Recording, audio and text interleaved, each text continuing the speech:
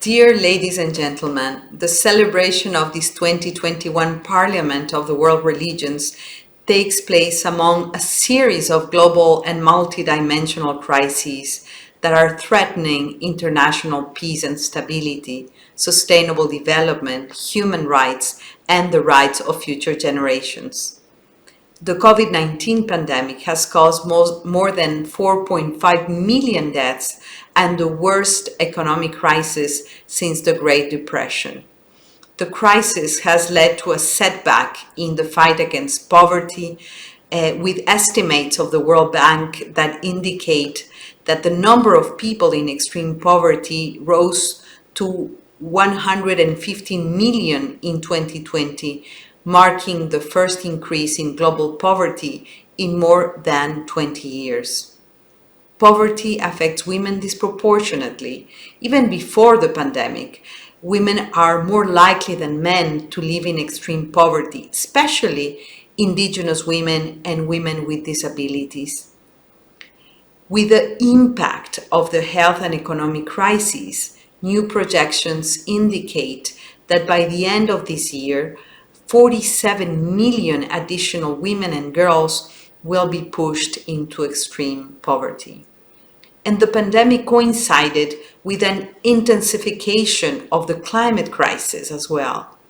The signs that we are approaching a point of no return in climate change and moving towards an ecological and civilizational catastrophe are unequivocal.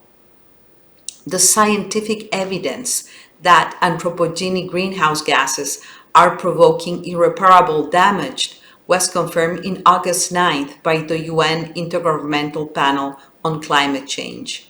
In its sixth report, the panel warns that we are dangerously closing to breach the Paris Agreement goal in limiting average global temperature by 1.5 degrees Celsius, above, of course, pre-industrial levels. The panel found that in 2019, atmospheric CO2 concentrations were higher than at any time in at least 2 million years. The changes in global temperatures are already affecting every inhabited region across the globe in the form of heat waves, droughts, wildfires, tropical cyclones, heavy precipitation, rising sea levels, and floods. The impact of extreme weather events is resulting in 60,000 deaths and pushing 26 million people into poverty every year.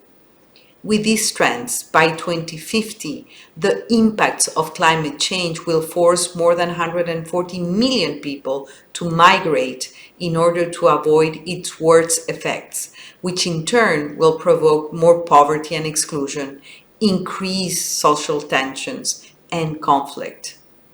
In addition to that, we're also witnessing with great concern the endurance of what we call a clash of civilizations mentality in world politics. This discourse that divides the world in several schisms, such as West and East, North and South, Christian and Muslim, tends to provoke and justify armed conflicts and wars. Having its most critical expression, let's remember the terrorist attacks on 9/11. 2001 was a critical year, and the war on terror that followed is also an issue of concern. An irrational modern crusade that has caused that global stigmatization of the Muslim faith, unspeakable suffering worldwide, millions of civilian deaths, and the destruction of entire countries. And this is only one example. This pervasive political discourse of intolerance, of hate speech that has gradually plagued the world after the end of the Cold War is providing a fertile ground for the emergence of xenophobic, racist, religious fundamentalist behavior. The clash of civilizations mentality has been calling into question for more than 20 years the prospect of international peace, international cooperation, multilateralism, and the global progress in the promotion and respect of fundamental rights.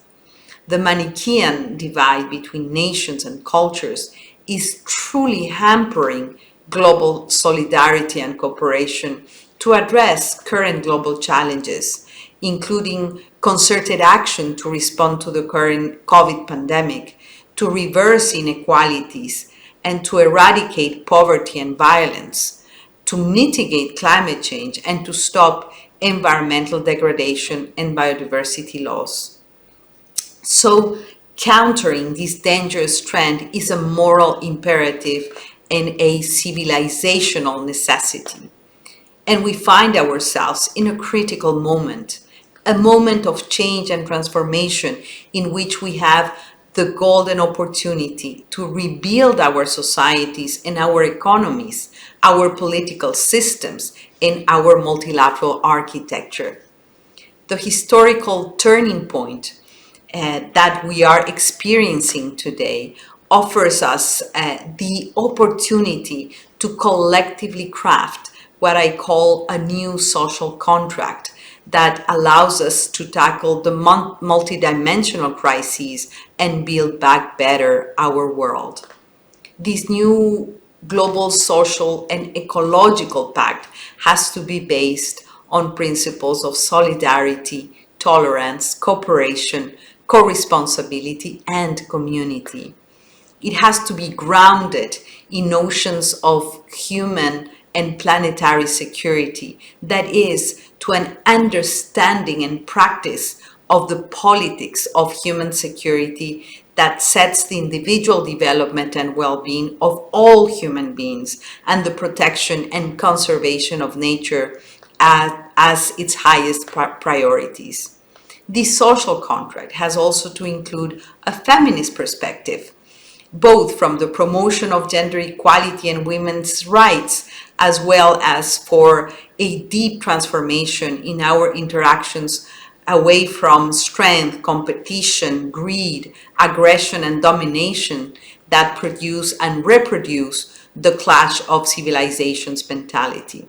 And finally, a new social contract needs to foster an intercultural, intergenerational, and interreligious dialogue through which we can value our differences, learn from each other, and find innovative and creative solutions for our common challenges. It is on this basis that I salute and congratulate the realization of the 2021 Parliament of the World Religions and this plenary of hope. I am convinced that horizontal, inclusive, interfaith dialogue, such as the one we are having today, contributes to the promotion of tolerance, understanding, and fraternity among nations and cultures, and to the construction of more peaceful and sustainable societies.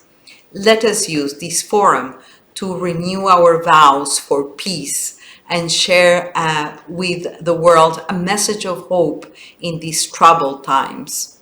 Let us remember the wise words of the South African Archbishop Desmond Tutu, who said, and I quote him, "Hope is being able to see that there is light despite of all the darkness." End of quote. Let us then ignite more beacons of hope and illuminate the path towards a better world. I thank you for your attention.